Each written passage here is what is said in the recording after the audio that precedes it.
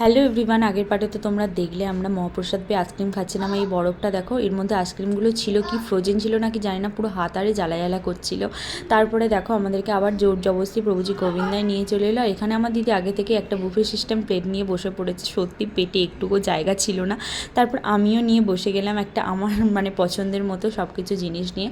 এগুলো মহারাষ্ট্রেরই জিনিস, আমাদের এখানের মতো তো সব কিছু পাওয়া যাবে না। তারপরে দেখো ট্রাই করছিলাম, খাবারগুলো বেশ খেতে ভালোই ছিল, খারাপ ছিল না, মোটামুটি অ্যাভারেজ লেগেছে, সব কিছুই ঠিকঠাকই। কারণ ওদের টেস্ট আর আমাদের এখানের মশলার টেস্ট একটু তো আলাদা, তাই জন্যই হয়তো আমার একটু কেমন লাগছিল। আর এখানে সব কিছুতেই প্রায় পুদিনা ডালা হয়, যেটাতে আমার একটু খেতে কেমন একটু লাগে।